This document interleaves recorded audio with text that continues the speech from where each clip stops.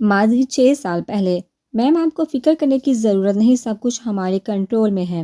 وہ نیند میں تھی جب اپنی آنکھوں کو بمشکل کھولتے ہوئے ایک انجانی آواز اس کے سماعت سے ٹکرائی تھی۔ کمرے میں موجود واحد کھڑکی سے آتی سورج کی روشنی اس کے چہرے پر پڑ رہی تھی، جس کی وجہ سے اسے اپنی آنکھیں کھولنے میں پریشانی ہو رہی تھی۔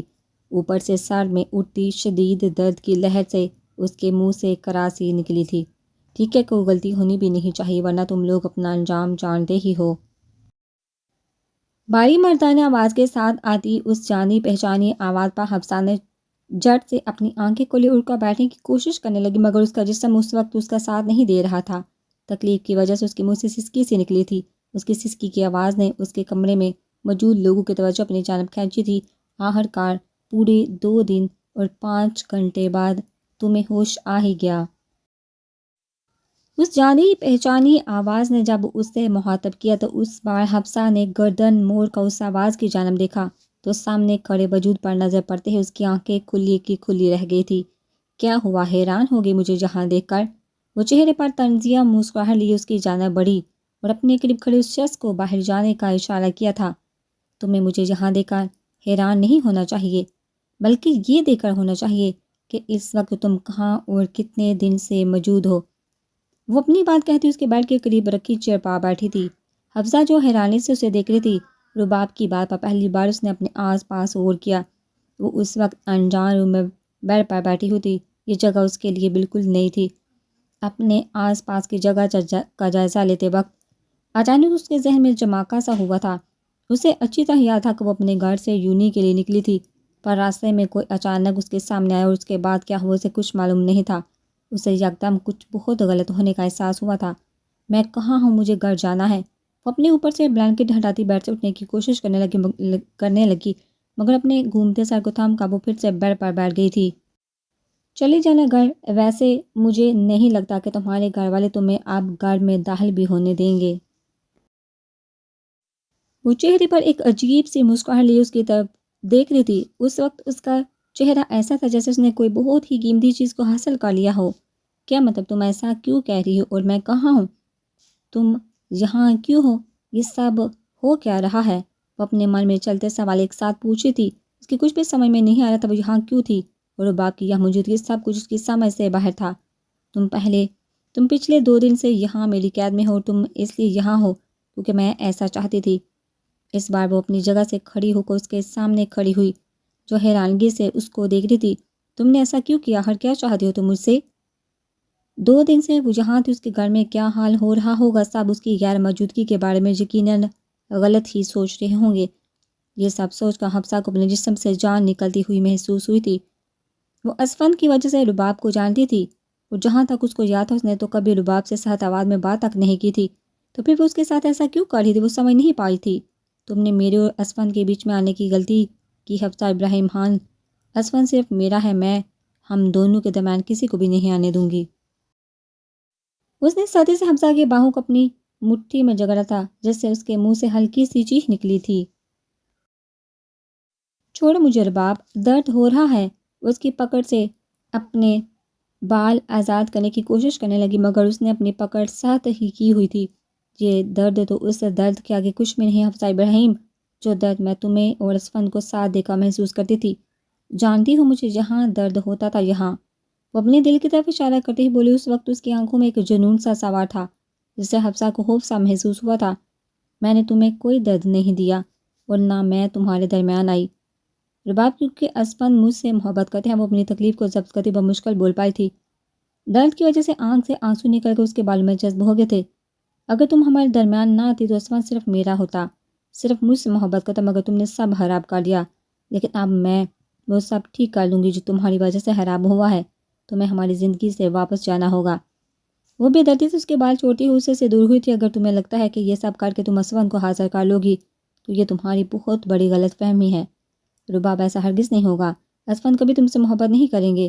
وہ اپنی سسکی دباتی بمشکل بولی تھی، جبکہ اس کی بات پر رباب کا کہنا پورے کمرے میں گونج اٹھا تھا۔ حفصہ نہ سمجھی سے اس کو پاگلوں کی طرح ہنستا ہوا دیکھتی رہی تھی۔ تم بہت معصوم ہو حفصہ، 2 دن 2 رات گھر سے غائب لڑکی کی ہمارے معاشرے میں کیا عزت ہوتی ہے تم نہیں جانتی۔ اس وقت اس کے چہرے پر طنزیہ مسکراہٹ تھی اور اس کی بات پر حفصہ اپنی جگہ ساکت بیٹھی رہ گئی تھی۔ تمہیں تو تمہارے ماں باپ بھی قبول نہیں کریں گے تو اسفند کیسے قبول کرے گا؟ وہ بھی آخر کو ایک مرد ہے، ہر مرد کی طرح اسے بھی عزت دار ہم سفر چاہیے، نہ کہ تمہاری طرح 2 دن گھر سے غائب ہوئی لڑکی۔ وہ زہر لہجے میں بولتی حفصہ کو تلخ حقیقت بتا رہی تھی۔ میں پولیس میں رپورٹ کروں گی، میں بتاؤں گی کہ تم نے میرا کڈنیپ کیا، تب سب کو یقین ہو جائے گا۔ حفصہ اپنے آنسو صاف کرتی بکھرے ہوئے لہجے میں بولی۔ اس وقت اس کی حالت قابل رحم تھی۔ چلو میں تمہیں جانے بھی دوں تو تمہیں کیا لگتا تھا سب تمہاری بات پر کیسے یقین کریں گے؟ کوئی ثبوت ہے تمہارے پاس؟ نہیں نا؟ وہ ابھی بھی اس کی حالت پر مسکرا رہی تھی۔ اگر تمہارا کڈنیپ بھی ہوا تو تمہیں بغیر کوئی رقم لیے کیسے چھوڑ دیا؟ اس بات کو کیسے سمجھاؤ گی تم؟ اس کی بات حفصہ خاموشی سے سن رہی تھی کیونکہ وہ جو کچھ بھی کہہ رہی تھی وہ سچ تھا۔ وہ چاہ کر بھی اس کا کچھ نہیں کر سکتی تھی۔ اب بھول جاؤ حفصہ کی اسفند تمہیں دیکھے گا بھی، کیونکہ تم کسی کو اپنی پاکیزگی نہیں ثابت کر سکتی۔ اب اس کے سامنے آ کھڑی ہوئی تھی۔ تم نے میرے ساتھ ایسا کیوں کیا حفصہ؟ بس اس سے اتنا ہی پوچھ پائی تھی۔ اگر تم اسفند کی زندگی میں نہ آتی تو ایسا تمہارے ساتھ کبھی نہ ہوتا، اس لیے تمہاری بہتری اسی میں ہے کہ تم اس کی زندگی سے خاموشی سے چلی جاؤ بغیر اس کو کچھ بھی بتائے، اس سے پہلے کہ میں تمہارے ساتھ مزید کچھ اور برا کر دوں۔ ویسے بھی تم مجھے اچھے سے جان گئی ہو۔ وہ تھوڑا آگے کو جھک کر اس کو وارننگ دے رہی تھی اور حفصہ اس کے لہجے سے اندازہ لگا سکتی تھی کہ وہ جو کہہ رہی ہے وہ کر بھی سکتی تھی۔ تم نے میری عزت خراب کی ارباب، پر دیکھنا اللہ تمہیں اس کے لیے کبھی معاف نہیں کرے گا۔ اس کی پوری بات سن کر اپنے ہاتھوں میں چہرہ چھپا کر رونے لگی تھی۔ اس کی زندگی میں سب کچھ ختم ہو گیا تھا۔ اتنا سب ہونے کے باوجود کوئی اس پر یقین نہ کرتا، اور وہ کس کو بتاتی؟ سب سے زیادہ تو اسے اپنے باپ کا ڈر تھا جو گھر جانے کے بعد اس کے ساتھ کیا کرتے۔ اسے صرف اللہ سے ہی امید تھی۔ پہلے تم اپنا سوچو، میرے بارے میں فکر کرنے کی ضرورت نہیں تمہیں۔ وہ اپنی پینٹ کی پاکٹ میں موبائل نکالتی ہوئی بولی اور کال پک کرتے کمرے سے باہر نکلی تھی۔ ہاں شمس، جیسا ہم نے پلان کیا تھا سب ایسا ہی ہوا ہے۔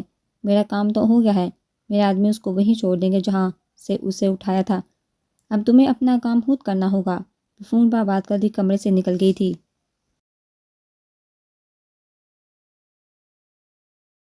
سچ میں حفصہ، آپ سے مل کر بہت اچھا لگا مجھے۔ جیسا ہاتھ نے مجھے کال پر بتایا تھا آپ بالکل ویسی ہی ہیں۔ وہ اپنے قریب بیٹھی حفصہ کی کھلے دل سے تعریف کرتی ہوئی بولی اور ایک شرارتی نظر اپنے سامنے صوفے پر بیٹھے ہاتھ پر ڈالی جو محبت سے اس کو دیکھ رہا تھا۔ حور مامی، میں نے آپ کو بولا تھا نا میری ماما سب سے بیسٹ ہیں، وہ آپ کو بھی بہت اچھی لگے گی۔ وہ معصومیت سے اپنی بات پر زور دیتا ہوا بولا تو اس کے اس انداز پر لاؤنج میں بیٹھے سب لوگ کھل کر مسکرا دیے تھے۔ مجھے بھی تم سے مل کر بہت اچھا لگا۔ سب لوگوں سے تمہارے بارے میں کافی سنا تھا اور آج ملاقات بھی ہو گئی۔ حفصہ ہورین کی طرف دیکھا بہت خلوص سے بولی، اپنے نکاح والے روز وہ مصطفیٰ سے تو مل چکی تھی۔ اس نے حیات صاحب ہاد اور حدید سے ہورین کے بارے میں صرف سنا تھا، آج اس سے ملاقات بھی ہو گئی تھی۔ مصطفیٰ اس کے لیے کتنا حساس تھا وہ اس بات سے بھی واقف تھی۔ ویسے سچ کہوں تو مجھے اب تک یقین نہیں آ رہا ہورین مصطفیٰ شاہ ہمارے گھر بیٹھی ہے۔ مصطفیٰ بھائی اور ان کے کوئی گار کے بغیر بھائی کو تو معلوم ہے نا کہ تم یہاں موجود ہو۔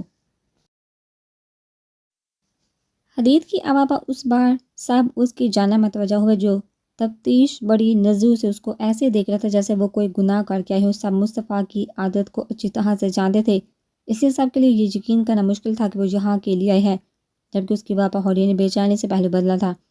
اس کے ہاتھ سے روز ہی فون پر بات ہوتی تھی، کبھی کبھی مصطفیٰ خود اسے ہاتھ سے ملانے بھی لے آتا تھا، اور جب اسے معلوم ہوتا تھا کہ اسفند نکاح کر چکا ہے تب سے وہ ہاد و حفصہ سے ملنا چاہتی تھی۔ مگر اس یونی والے واقعے کے بعد سے مصطفیٰ نے تو جیسے اس کو گھر میں قید کر کے رکھ دیا تھا، اسے گھٹن سی ہونے لگی تھی۔ کچھ مصطفیٰ کی بے روحی کی وجہ سے اس کا دل مصطفیٰ کی طرف سے حرام ہو چکا تھا، اس لیے آج وہ یہاں موجود تھی بغیر اس کو کچھ بتائے۔ ویسے بھی جب مصطفیٰ اسے خود سے دور رکھنا چاہتا تھا تو اسے کوئی حق نہیں تھا یہ جاننے کا کہ وہ کہاں جا رہی ہے کہاں نہیں، اس لیے اس نے مصطفیٰ کو بتانا ضروری نہیں سمجھا تھا۔ دوسری طرف اس کا دل یہ سوچ کر اندر سے ڈر بھی رہا تھا کہ اگر مصطفیٰ کو اس کے گھر میں غیر موجودگی کا معلوم ہو گیا تو وہ کیا کرے گا۔ اب میں کوئی چھوٹی بچی بھی نہیں ہوں کہ اکیلی کہیں آ جا نہیں سکتی، اور آپ کے مصطفیٰ بھائی کے لیے یہ جاننا ضروری نہیں ہے کہ میں کہاں آتی جاتی ہوں۔ وہ خدید کے سوال پر وہ تھوڑا چڑ کر بولی تھی۔ 4 سال باہر رہنے کے بعد بھی آج تک اس کی عادت نہیں بدلی تھی۔ وہ اکثر ہورین کو ایسے ہی تنگ کرتا رہتا تھا جس پر ہورین چڑ جاتی تھی۔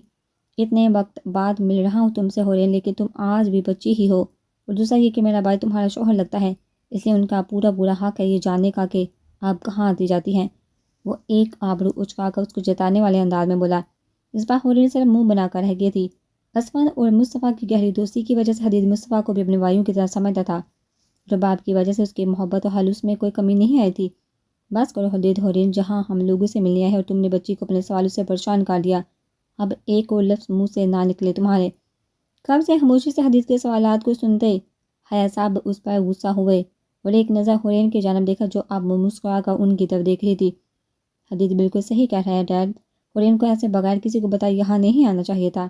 ہورین جو حیا صاحب کی بات پر مطمئن ہوئی تھی اسے مزید سوالات کے جواب نہیں دینے پڑیں گے، مگر اپنے برابر سے آتے اسفند کی آواز پر اس نے گردن اٹھا کر دیکھا جو چہرے پر سنجیدگی لیے اسے ہی دیکھ رہا تھا۔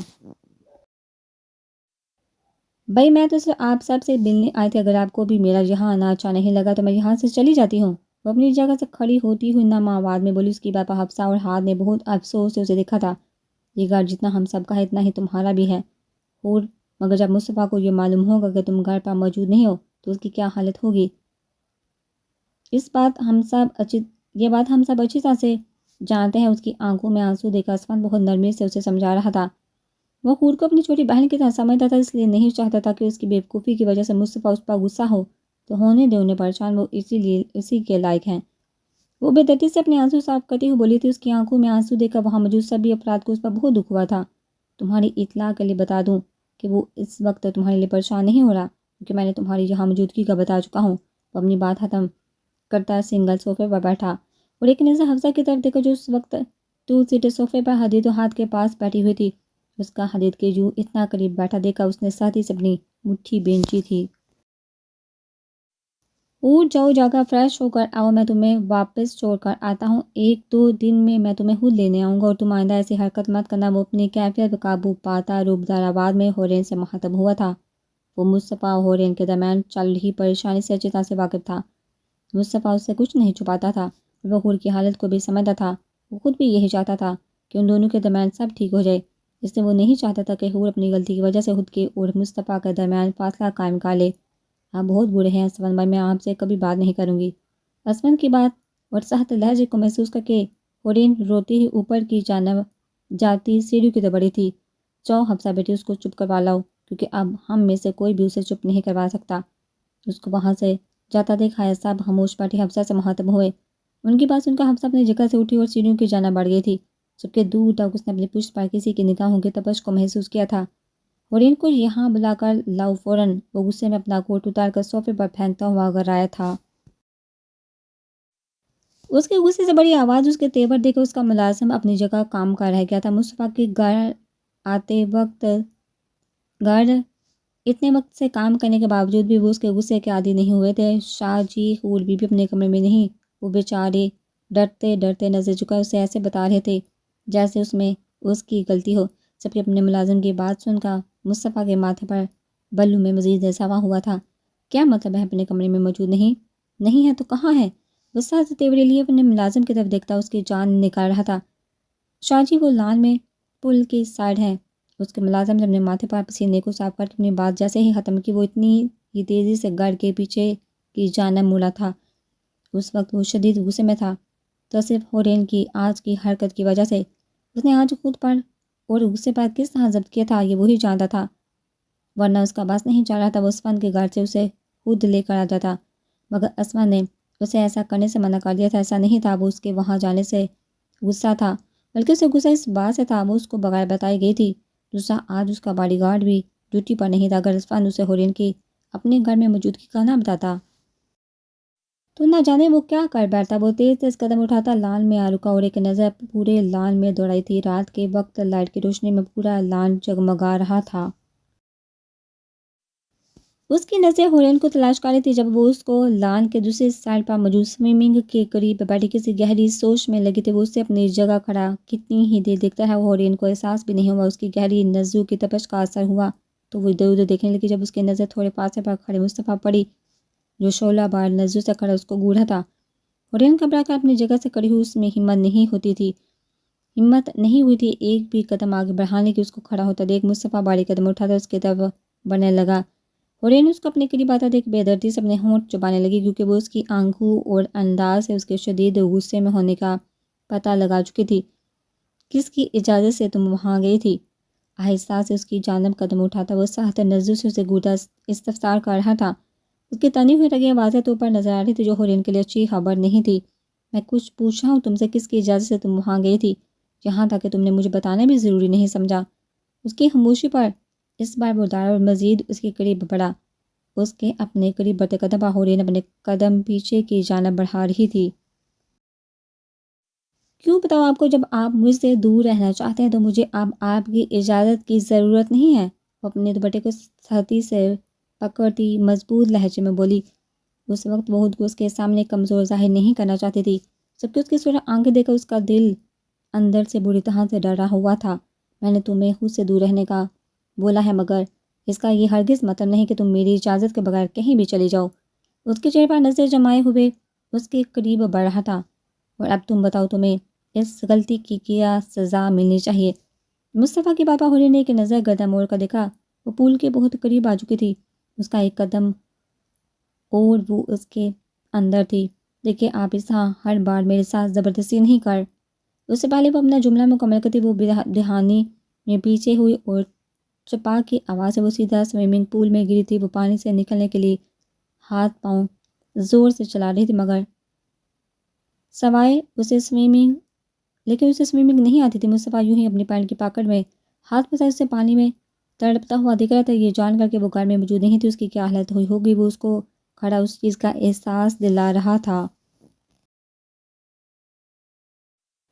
کتنی ہی دیر کھڑا وہ اس کو یوں ہی دکھتا رہا، جب ہورین کے جسم نے اس کا ساتھ دینا چھوڑ دیا تو وہ جیسے ہوش میں آیا۔ وقت برباد کیے بغیر وہ پول میں کودا، ہورین کے بے جان وجود کو پانی سے نکال کر باہر لایا اور فرش پر لٹا دیا۔ ٹھنڈے پانی کی وجہ سے اس کا جسم ٹھنڈا پڑ چکا تھا، اس کی سانسیں سست روی سے چل رہی تھی۔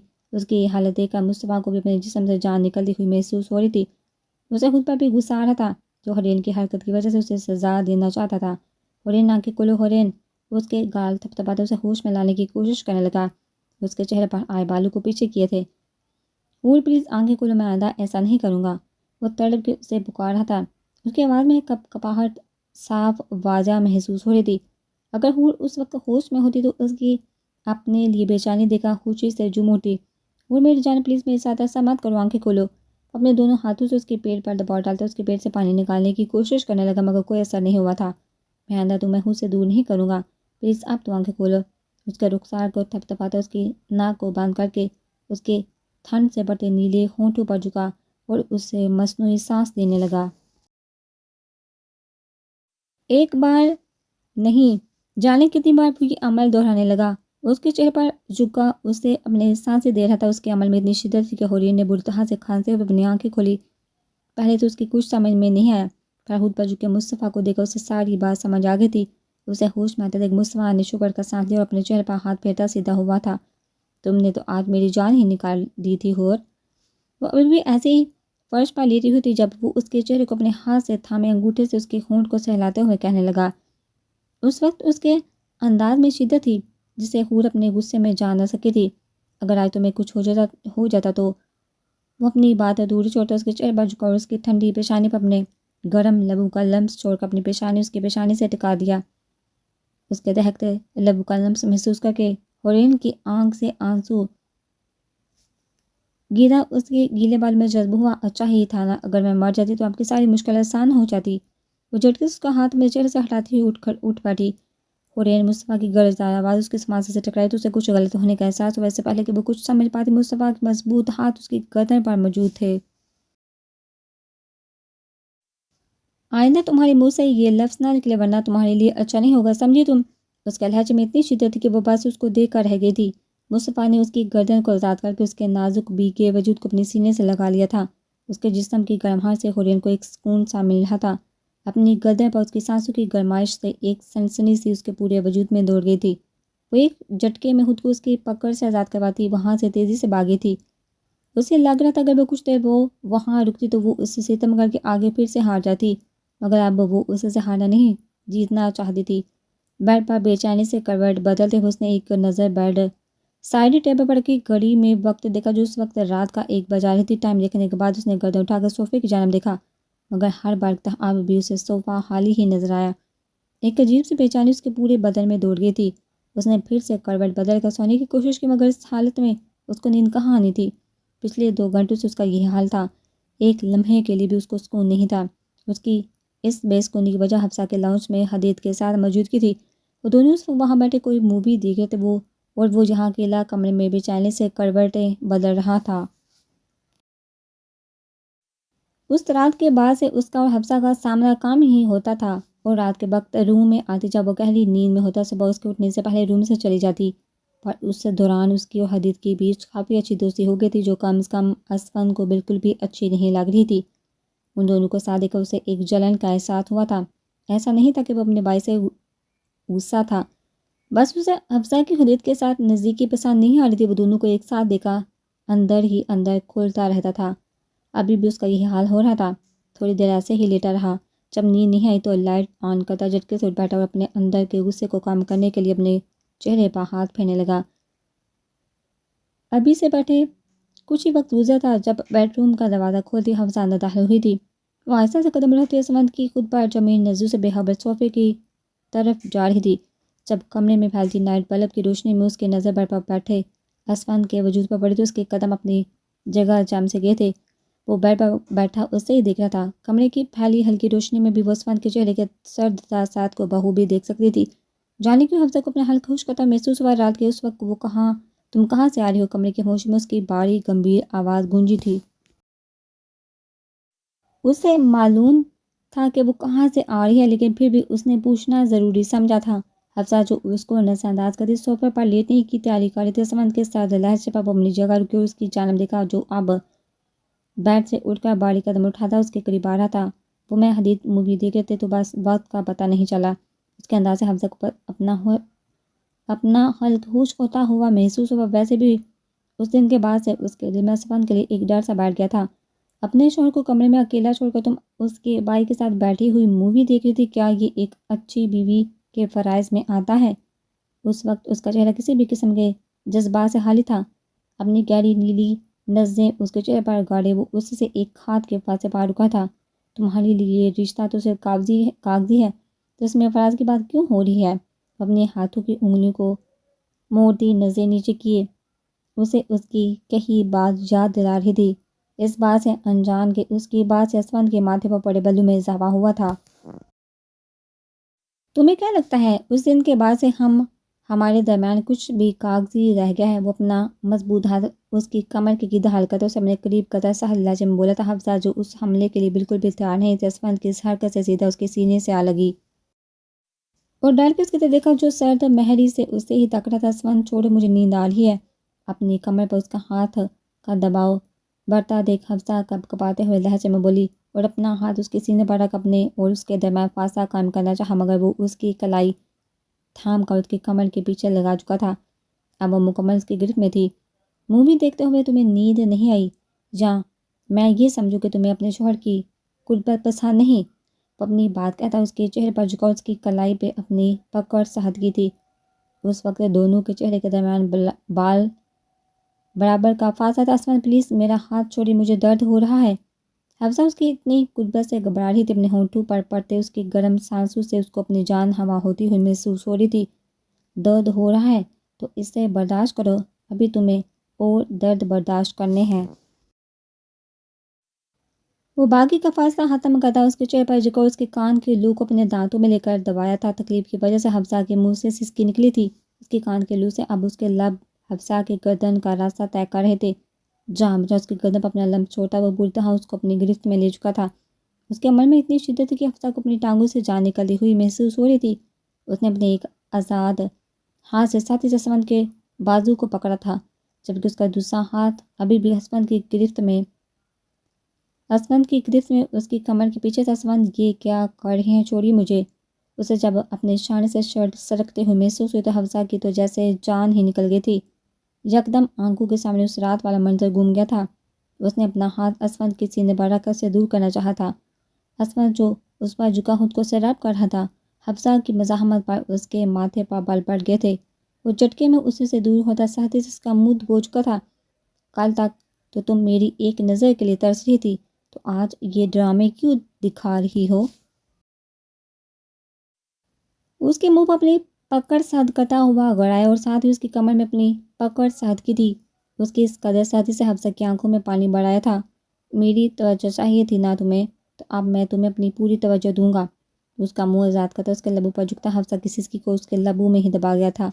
اس کے من میں اتنی اس کی پکڑ سے بھی زیادہ سختی تھی۔ حفصہ کی آنکھوں سے ایک آنسو خاموشی سے ٹوٹ کر اس کے رخسار پر بہہ گیا تھا۔ سمندر کو حفصہ کا ہوش سے دور کرنا طیش ڈرا گیا تھا اور اب وہ اپنا غصہ اس پر دوسرے طریقے سے نکال رہا تھا۔ اس کو جسمانی تکلیف دے کر وہ اس کے چہرے پر جھکا اس کے سانس کو خود میں قید کیے ہوئے تھا۔ حفصہ کو جب اپنا سانس اکھڑتا ہوا محسوس ہوا تو وہ زور زور سے اس کے سینے پر ہاتھ مارنے لگی تھی، مگر وہ اس کے لبوں کو آزادی بخشنے کا ارادہ نہیں رکھتا تھا۔ حفصہ کو لگا کہ اب سانس نہیں لے پائے گی، تو اس پر اس نے اپنی پوری طاقت لگا کر اسے دھکا دیا۔ اس پر وہ کامیابی ہو گئی تھی۔ اس وقت دونوں کا سانس پوری طرح اکڑا ہوا تھا۔ کمرے کی خاموشی میں صرف ان دونوں کی تیز تیز چلتی سانسوں کی آواز آ رہی تھی۔ اپنے سینے پر ہاتھ رکھ کر اس نے اپنی سانس درست کرتے ہوئے سمندر کی طرف دیکھا جو اب گہری نظروں سے اس کو دیکھ رہا تھا۔ کیا ہوا بیوی، میری اتنی سی توجہ میں تمہاری یہ حالت ہوگی؟ اس کا بازو سختی سے پکڑ کر حفصہ کو اپنی جانب کھینچ چکا تھا جبکہ نظریں اس کے سرخ لبوں میں ہی جمی ہوئی تھی۔ میں نے پہلے بھی کہا تھا، اب آخری بار کہہ رہا ہوں، اگر آئندہ تم نے مجھے روکنے کی کوشش کی تو تمہیں ہی تکلیف اٹھانی پڑے گی۔ وہ اس کے سراپے پہ ایک گہری نظر ڈالتا جھٹکے سے اس کا بازو چھوڑ کر بیڈ کی طرف بڑھا تھا۔ اس کے لیٹتے ہی حفصہ کو اپنے اندر سکون سا اترتا محسوس ہوا تھا، پر وہ یکدم سے پلٹا تھا۔ اور ہاں، آئندہ تم اتنا لیٹ روم میں آئی تو آگے تم خود سمجھدار ہو۔ اپنی بات ادھوری چھوڑتا بیڈ پر لیٹ کر لائٹ بند کر چکا تھا۔ جو اسے کہنا اور غصہ کرنا تھا وہ کر چکا تھا۔ اب اسے سکون کی نیند آنے والی تھی، جبکہ حفصہ وہیں صوفے کے قریب کھڑی کتنی دیر اندھیرے میں بیڈ پہ لیٹے اس کے وجود کو دیکھتی رہی تھی۔ آج کل آسمان کا رویہ اس کی سمجھ سے باہر تھا۔ پہلے وہ خود اس سے دور رہنے کے لیے بولتا تھا اور اب اس کے قریب آنے کا کوئی موقع بھی ہاتھ سے جانے نہیں دیتا تھا، اور زیادہ وہ اسے تکلیف دینے کے لیے قریب آتا تھا۔